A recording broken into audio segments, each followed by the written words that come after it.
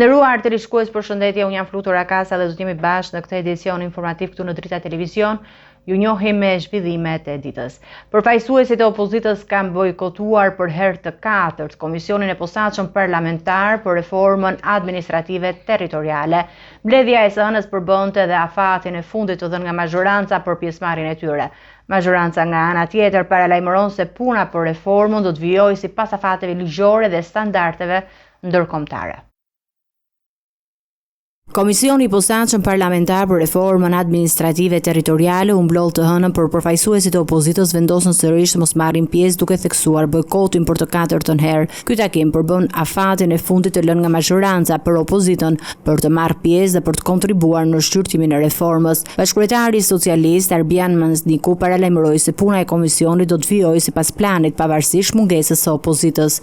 I kemi kërkuar javës që kaloi parlamentit që të ndryshojmë mënyrën si është formuar komisioni, pa ndryshuar shumë çka, po duke shtuar thjesht një antar në anën e mazhorancës, në mënyrë që të krijojmë një mekanizëm zhbllëkues për funksionimin e komisionit. Kjo s'do thotë që opozita s'është në komision, opozita do të jetë gjithmonë e mirëpritur në komision, në të gjitha proceset, në të gjitha hapat, në të gjitha diskutimet, do të ketë vendin e saj sistematik. 8 antarë të komisionit janë ata që janë. Kemi kërkuar gjithashtu që ndryshojmë një element dytë, që nga bashkëkryesitë kalojmë në një proces kryetar nën kryetar, siç janë komisionet standardet e komisionit. Kreu i grupit parlamentar të Partisë Socialiste Taulant Balla shtoi se reforma territoriale duhet të realizohet në përputhje me praktikat e Komisionit Venecias dhe me afatet që lidhen me zgjedhjet vendore. Reforma territoriale dhe praktikat e mira të Komisionit Venecias na detyrojnë që në rast se në konkluzion të kësaj pune, të këtij Komisionit Posaçëm, do të sugjerohet një ndarje re administrative territoriale, ajo duhet miratuar në Kuvendin e Shqipërisë, jo më vonë se e njëjtja e fundit e korrikut. Mazhoranca socialiste ka bërë të ditur se do të vijojë punën për reformën administrative territoriale dhe nuk do të lejojë që bojkotet e opozitës të pengojnë zbatimin e ligjit, duke garantuar respektimin e afateve dhe të parimeve të planifikuara për zgjedhjet vendore.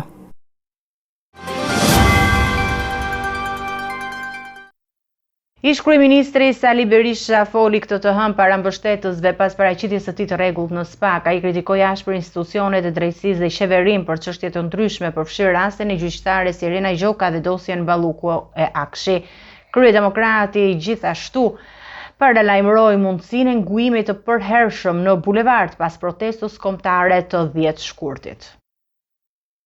Mes mbështetësve që vizitojnë rregullisht SPAK 2 herë në muaj, ish kryeministri Sali Berisha u shfaq sërish këtë të hënë për të dhënë deklaratat lidhur me politikën, gjyqësorin dhe aktivitetin e SPAK. Ai foli më një herë pas përfundimit të obligimit që i kishte vendosur gjykata për paraqitje periodike. Ligjin i ka avu mercenari të skapit rrogën 7.000 euro, një delinkuenti, ja u them dhe unë këtu do jeni ju. Atëherë çdo gjykat silar, çdo gjykat kushtetues ka të drejtë, prokurori përgjithshëm kanë të drejtë të ndjehen të shkelmuar, të poshtruar nga qeveria në vendimin e saj. Berisha ishte i ashpër ndaj institucioneve të drejtësisë, veçanërisht ndaj Këshillit të Lartë Gjyqësor, duke komentuar rastin e gjyqtares Irena Gjoka. Ai akuzoi institucionet se kanë dështuar në funksionimin e drejtësisë dhe theksoi se qeveria po asgjëson sistemin gjyqësor. Nuk ka asnjë lloj, nuk është kjo mosmarrimi, përfundimi i mandatit, mos pajtueshmëria mandatit është e KLG-s, nuk ka ILD-ja, fare me atë, ka lidhje me atë. Me sa di unë pa. Po ata nuk e kanë dërguar, ti ke drejt, ata nuk e kanë dërguar. Akuzat e tij ndaj kryeministrit Rama vazhduan edhe gjatë mbledhjes së grupit parlamentar të Partisë Demokratike ku ndalte dosjet e Ballukut dhe Akshit, duke i konsideruar si shembuj të kishpërdorimit dhe ndërhyrjes politike në drejtësi. Plus, edhe një herë, është lule dosja e Ballukut që është dosja e Akshit. Dosja e Akshit është dosja më e paparë ndonjëherë në historinë e Europës, ku vetë Edi Rama është kryesori. Është kryesori, ku detyrohet të marrë haptas në mbrojtje, mirëlindën për respektin maksimal që ka për te. E ka së është linda. Partia Demokratike ka paralajmëruar se pas ditën e së martës me 10 shkurt do të mbahet protesta e radhës në bulevard, duke njoftuar gjithashtu mundësinë e ngujimit në shesh. Punon ditë e natë për të fshehur, për shkatruar dokumenta. Qytetarët e kanë kuptuar se vetëm fjala e tyre, vetëm zëri i tyre, vetëm guximi i tyre mund t'u japë përgjigje. Nuk i zgjidh drejtësia këto, sepse nuk pyesin më për drejtësinë. E kyçi ky drejtësinë. Po kuptohet që është rruga e vetme. Janë me qindra qytetarë që më shkruajnë dhe më thonë, doktor, nuk duhet largohemi nga bulevardi pa larguar Edi Ramën. Ne drejt asaj do shkojmë. Të themi të vërtetën. Berisha theksoi se qëllimi i këtyre veprimeve është të ngrejë zërin për drejtësi dhe transparencë, ndërsa paralajmëroi se Partia Demokratike do të vijojë aksionet e saj politike deri në realizimin e kërkesave për funksionim të rregullt të sistemit gjyqësor dhe respektim të ligjit. Kryeministri Edi Rama ka kundërshtuar ashpër kërkesën e dy shoqatave të gjyqtarëve për rritje të ndjeshme të pagave. Ai e cilësoi iniciativën si të justifikuar dhe ndërhyrje ndaj balancës së pushteteve. Rama u shpreh se pret që gjykata kushtetuese ta rrezikojë këtë kërkesë. Debati për pagat në sistemin e drejtësisë është rikthyer sërish në vëmendje pasi kryeministri Edi Rama reagoi publikisht ndaj kërkesës së dy shoqatave të gjyqtarëve për rritje të konsiderueshme të pagave. Kreu i qeverisë i cilësoi këto iniciativa si të tepruara dhe jart çdo logjike institucionale. Dhe çfarë kërkojnë konkretisht gjykatësit është faktikisht rreth 1.800 euro rritje, jo pagë, rritje për gjyqtarin e shkallës parë, rreth 2.000 euro rritje për gjyqtarin e apelit dhe rreth 3.000 euro rritje për gjykatësit e Spakut, plus BKH-ja, Spaku etj. E duhet të në faktu që Spaku nuk i është bashkuar kësaj iniciative absurde dhe kjo i bën respekt natyrisht. Këtu jemi. Do me thënë jemi në një situatë kur gjykatësit duhen të imponohen mbi parlamentin, mbi qeverinë, mbi dy pushtetet e tjera dhe duhen të marrin rroga sipas mendimit të tyre. Kryeministri argumentoi se një veprim i tillë krijon precedent të rrezikshëm, pasi sipas tij gjyqtarët po përpiqen të imponohen mbi pushtetet e tjera duke vendosur vetë për pagat e tyre. Rama i konsideron të pabazë argumentin e paraqitur në gjykatën kushtetuese dhe shprehu pritshmërinë që kjo gjykatë të mos miratoj kërkesën. Unë shpresoj shumë që gjykata kushtetuese mos t'i lër këtë njollë të madhe turp i Shqipërisë dhe mos na detyroj të kërkojmë ilaçe të tjera. Këto kisha unë për sot, edhe kush është interesuar le të marrë atë regjistrimin asaj seance dhe të shohë se çfarë bëhet dhe do kuptoj shumë mirë se sa absurde është e gjithë kjo histori. Me gjykatësit që duan t'i rrisin vetes pagat, vetë zot, vetë shkop. Rama shtoi se aktualisht gjyqtarët në Shqipëri paguhen më shumë se homologët e tyre në disa vende të rajonit. E vërteta është që në Shqipëri pagat e gjykatëve sot siç janë një sekond. Pagat e gjykatëve sot siç janë të njëjta me pagat e gjykatëve në Greqi, në një vend të Bashkimit Evropian. Dhe ndërkohë janë 2 fish më të larta sot siç janë sesa pagat e gjykatëve në Maqedoni dhe në Malin e Zi. Çështja pritet të shqyrtohet nga gjykata kushtetuese, vendimi së cilës do të përcaktojë nëse kërkesa për rritjen e pagave do të marrë apo jo dritën jeshile.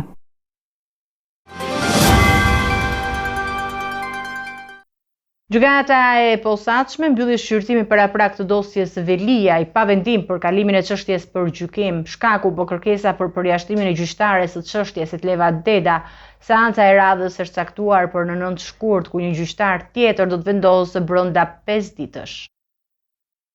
Shqyrtimi paraprak i dosjes Veliaj në gjykatën e posaçme ka zhvilluar debate të forta mes palëve. I pranishëm ishte edhe kryebashkiaku i arrestuar i Tiranës Erion Velia, i cili më pas braktisë sallën. Avokatja e shtetit Valentina Teodorescu kërkoi sërish kohë për të njohur me aktet e dosjes, duke argumentuar se nuk ishte patur mundësitë mjaftueshme për të takuar me të mbrojturin e saj dhe për këtë nuk mund të dorëzonte konkluzione në gjykatë. Unë i kërkoha kohë gjykatës, i kërkova kohë gjykatës, i kërkova dhe që gjykata ta pajisi, do me thënë të mbrojturin prej meje, me një laptop, pa internet, dhe me një USB t'i japi të gjitha, sepse ai kërkon që të njifet me dokumentat, janë njohur gjyqtar, ata avokatët. Po avokatët janë njohur për veten e vet. Unë s'mundem t'i them tani 60.000 faqet, t'ja them Erion Velis përmendesh.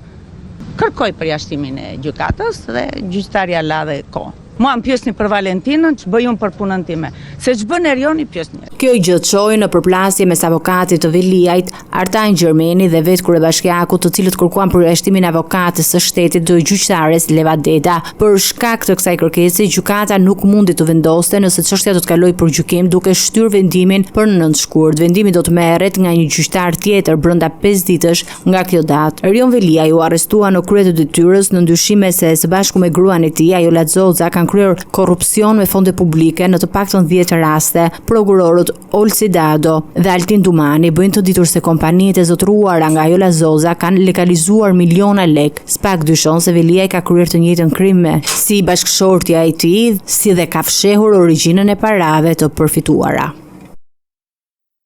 Pas rreth 7 orësh ndërhyrje intensive është rihapur segmenti i bllokuar i rrugës kombëtare Librasht Prenjas, qindra metër kub gur ran nga shpati i Kodrës, duke mbuluar tërësisht trasen. Autoritetet bëjnë thirrje për kujdes të shtuar për shkak të punimeve në zonë. Segmenti i rrugës kombëtare Librasht Prenjas është rikthyer në funksion të plot pas një ndërhyrje disa orëshe të ekipit të emergjencave dhe mjeteve të rënda, të cilat punuan pa ndërprerje për të pastruar trasen e bllokuar nga rrshitjet masive të gurve. Ngjarja u regjistrua pasi qindra metër kub materiale inert ran nga shpati i Kodrës, duke mbuluar plotësisht rrugën dhe duke pezulluar qarkullimin e mjeteve në të dyja drejtimet. Shpati në fjalë ndodhet në një zonë ku po kryeshin punime për ndërtimin e një segmenti të ri rrugor, pjesë projekte të madh infrastrukturor të njohur si Korridori 8. Menjëherë pas bllokimit të aksit, në terren u angazhuan fadroma, kamion dhe ekipe teknik, të cilët punuan për rreth 7 orë për të larguar gurët dhe për të garantuar sigurinë e kalimit. Pas pastrimit të plotë të trases, qarkullimi i automjeteve rifilloi normalisht. Autoritetet rrugore theksojnë se ndërhyrja u realizua me prioritet maksimal për të shmangur rreziqet për drejtuesit e mjeteve dhe për të minimizuar ndikimin në trafik. Ata u bëjnë apel shoferëve që tregojnë kujdes të shtuar, të respektojnë sinjalistikën dhe paralajmërimet, veçanërisht në zonat ku vijojnë punimet intensive. Rihapja e segmentit konsiderohet një masë emergjente për rikthimin e lëvizjes normale në këtë aks të rëndësishëm që lidh Librashtin me Prenjasin, ndërsa monitorimi i zonës do të vijojë për të parandaluar episode të ngjashme në të ardhmen.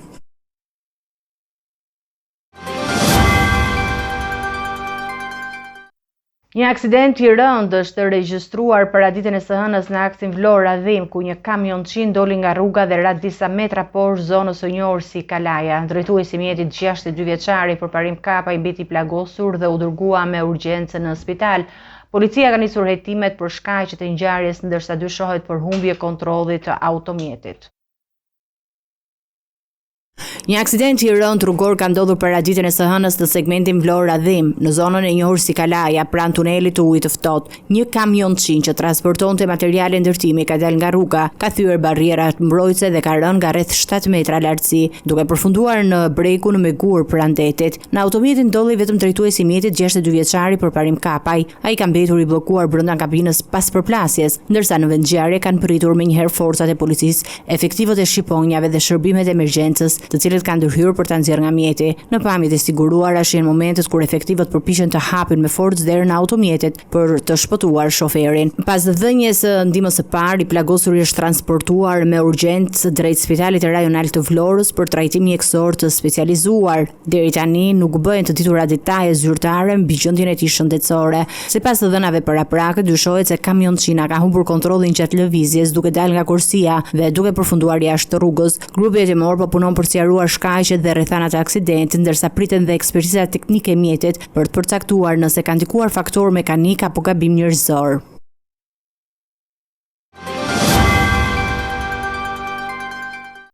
Gjykata e posaçme ka vendosur kalimin për gjykim të kryebashkiakut të Tropojës Erec Biberi dhe nënkryetarit Abedin Kërnaja. 2 zyrtarët akuzohen për shkelje ligjore të procedurës e hapjes së disa rrugëve publike. Vendimi u mor pas pranimit të kërkesës së SPAK për gjykim themeli. Gjykata e posaçme kundër korrupsionit dhe krimit të organizuar ka vendosur të dërgojë për gjykim kryebashkiakun e Tropojës Rexh Byberi dhe nënkryetarin e bashkisë Abidin Kërnaja. Vendimi u mor gjatë seancës paraprakët të zhvilluar me dyert të mbyllura ku trupa gjykuese pranoi kërkesën e prokurorisë së posaçme për kalimin e çështjes në gjyq themeli. Sipas PAK, dy zyrtarët vendor dyshohen për palishmëri në lidhje me procedurat e ndjekura për hapjen dhe ndërtimin e disa akseve rrugore të miratuara nga Këshilli Bashkiak. Hetimet kanë evidentuar se punimet janë kryer në kundërshtim me detyrimet ligjore dhe administrative të parashikuara për projekte të tilla infrastrukturore. Konkretisht bëhet fjalë për ndërhyrje në rrugën stacioni Anies Palç, Guri Lulës dhe Qaf Murrizi, Qaf Agri, ku sipas akuzës nuk janë ndjekur procedurat e nevojshme për aplikim dhe miratimin në sistemin elektronik të Bashkisë Tropoj. Sipas PAK, ky hap ishte i detyrueshëm përpara nisjes së punimeve, por nuk është respektuar nga drejtuesit e institucioneve. Po ashtu, prokuroria thekson se bashkia duhet të bashkërendojë veprimet me institucionet kompetente, përfshirë Agjencinë Kombëtare të Mjedisit për hartimin e raportit të vlerësimit të ndikimit në mjedis, si dhe Ministrinë përkatëse për të analizuar efektet dhe pasojat e ndërtimit në rrugë të reja. Bazuar në këto gjetje hetimore, PAK ka ngritur akuza përkatëse dhe ka kërkuar dërgimin e dosjes për gjykim, kërkesë që u pranua nga gjykata e posaçme. Tashmë pritet që procesi gjyqësor të nisë në themel, ku do të shqyrtohen provat dhe përgjegjësitë penale të dy zyrtarëve vendor.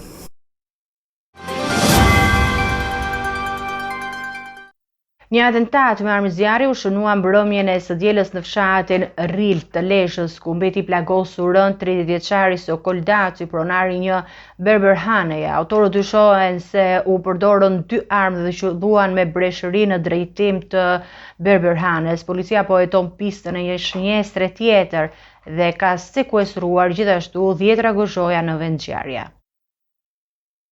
Të shtëna me armë zjarri kanë tronditur mbrëmjen e së dielës fshatin në Ril të Lezhës, ku një atentat i mirë organizuar la të plagosur rënd një 30 vjeçar. Ngjarja ndodhi rreth orës së 21 në ambientin e një berberhaneje, ku autorët hapën zjarr me breshëri në drejtim të lokalit. I plagosur mbeti pronari i biznesit Sokol Daci, i cili u transportua me urgjencë në Spitalin e Traumës në Tiranë. Ai ndodhet në gjendje të rëndë shëndetësore, i intubuar në repartin e reanimacionit, ndërsa mjekët bëjnë dije se parametrat jetësore janë aktualisht stabil. Sipas burimeve spitalore, 30 vjeçari dyshohet se është goditur nga 5 plumba në pjesë të ndryshme të trupit, në shpatull, bark dhe këmp. Gjatë shtonave dyshohet të jetë plagosur dhe një person tjetër, nipi fisit Nikula, i cili dyshohet të ketë qenë shënjestra e vërtetë e sulmit. Ai ndodhej brenda berberhanes në momentin e atentatit, por pas ngjarjes është larguar dhe nuk është paraqitur në spital. Policia po ushtron kontrolle në spitale dhe klinika private, pasi dyshohet se mund të ketë kërkuar ndihmë mjekësore në mënyrë të fshehtë. Nga tërësia e veprimeve hetimore rezulton se autorët kanë qenë 3 persona, të cilët kanë mbërritur në vendngjarje me një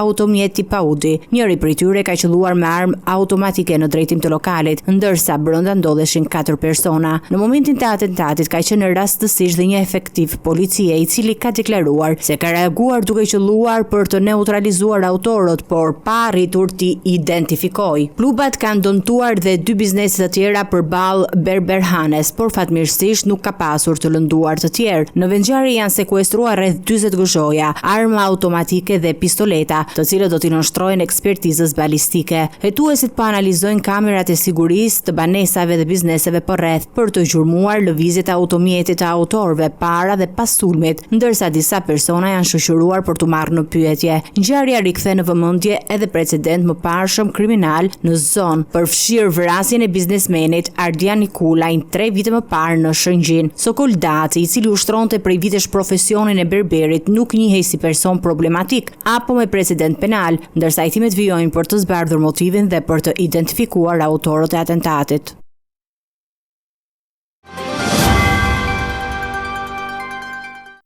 Ecime të tjera zhvillime, lista serbe ka dorëzuar ankesën në panelin zgjedhor për ankesa dhe për shtresa, duke kundërshtuar vendimin e KQZ-s për mosmiratimin e listës së kandidatëve të saj. Përfaqësuesit e saj e cilësojnë vendimin të palishëm dhe diskriminues ndaj komunitetit serb.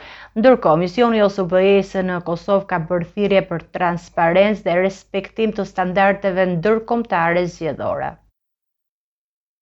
2 ditë pas shpalljes së rezultateve përfundimtare të zgjedhjeve të parakohshme parlamentare të 28 dhjetorit, lista serbe ka ndërmarrë hapa ligjor kundër vendimit të Komisionit Qendror të Zgjedhjeve, duke paraqitur ankesa në panelin zgjedhor për ankesa dhe parashtresa. Ankesa lidhet me mosmiratimin e listës së kandidatëve të kësaj force politike, vendim që sipas saj cënon të drejtën e përfaqësimit të komunitetit serb. Përfaqësuesi i listës serbe, Igor Simic, përmes një deklarate për mediat, e ka cilësuar vendimin e KQZ si të anti-serb dhe diskriminuese. Ai ka theksuar se institucioni zgjedhor sipas tij ka mohuar 42.759 vota të qytetarëve serb, duke tentuar të pegojë zgjedhjen e përfaqësuesve të tyre në kuvend. Ndërkohë, zhvillimet kanë të rishur vëmendje edhe te misionet e OSBE në Kosovë, i cili ka bërë të ditur se monitoron nga afër situatën. Në reagimin e tij, misioni ka theksuar rëndësinë e respektimit të plotë të standardeve ndërkombëtare zgjedhore, duke kërkuar publikim transparent dhe gjithëpërfshirës së rezultateve, si garanci për siguri juridike dhe trajtim të barabartë për të gjithë subjektet politike. Vendimi për mosmiratimin e listës së kandidatëve të listës serbe u mor nga anëtarët e KQZ-s gjatë mbledhjes së 30 janarit. Sipas votimit, 3 anëtar votuan pro miratimit, 2 kundër, ndërsa pjesa tjetër abstenuan, duke lënë kështu jashtë garës këtë subjekt politik. Çështja pritet tashmë të shqyrtohet nga PZAP, vendimi i cili do të përcaktojë hapat e mëtejshëm në procesin zgjedhor. Atifete Jajaga ka reaguar përmes rrjeteve sociale duke mohuar të ketë pasur ndonjë njohje, takim apo kontakt me pedofilin famkeq Jeffrey Epstein. Ajo thekson se përmendja e emrit të saj lidhet vetëm me korrespondencë të palëve të treta dhe nuk dëshmon asnjë lidhje personale. Jajaga kërkon që mediat të publikojnë sqarimin e saj dhe të mos e përfshin më në raporte të pabazuara.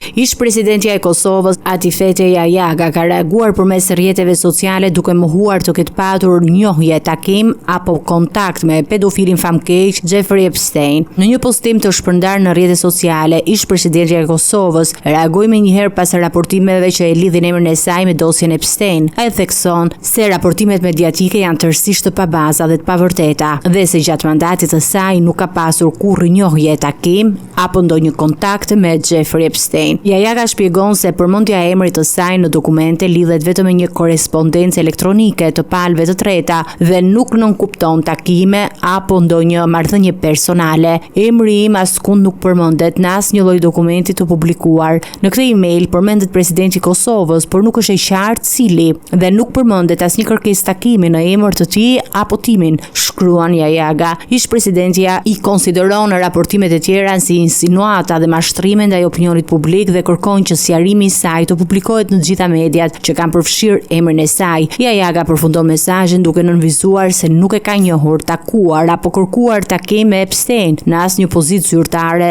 që ka mbajtur deri më tani.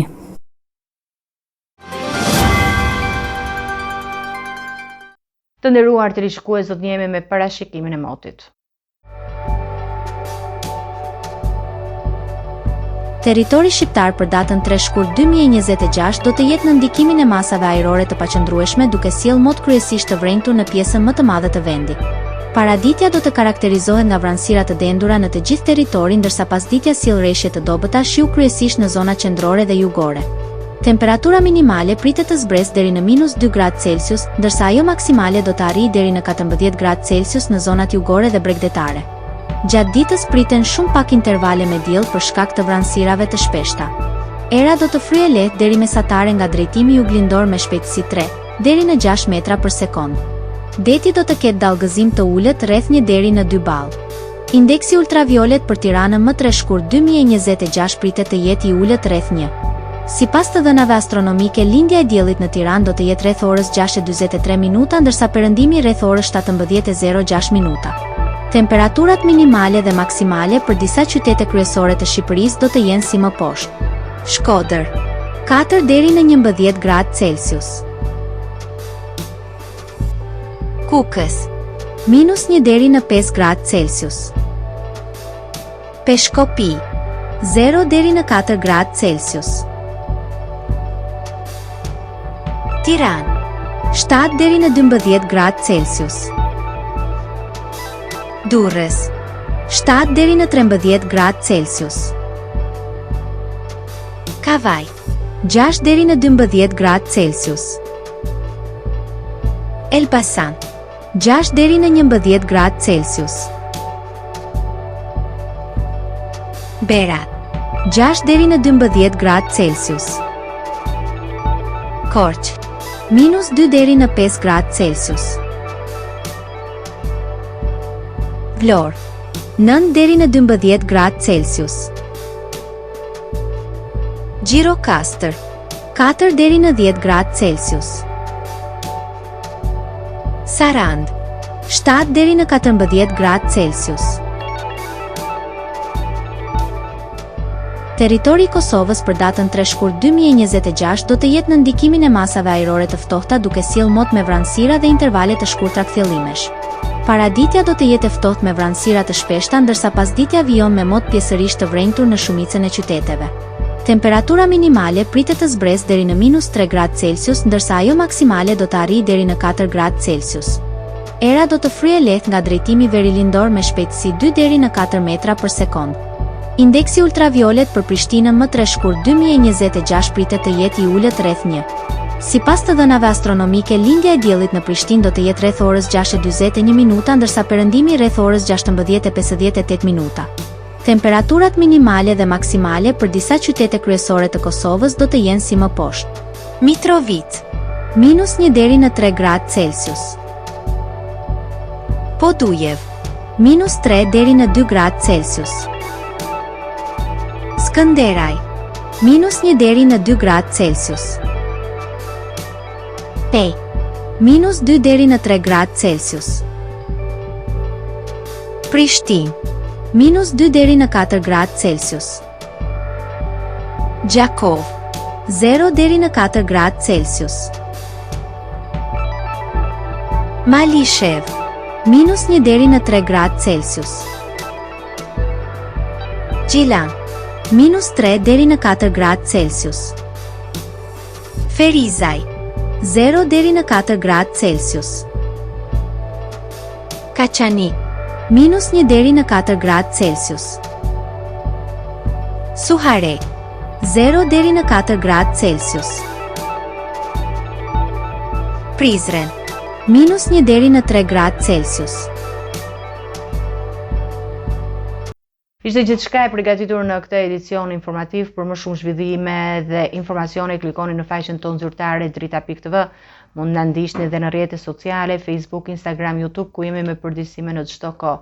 Vazhdoni të qëndroni në shoqërinë e televizionit të Drita, bashkë me u takofshim në edicionet e ardhshme.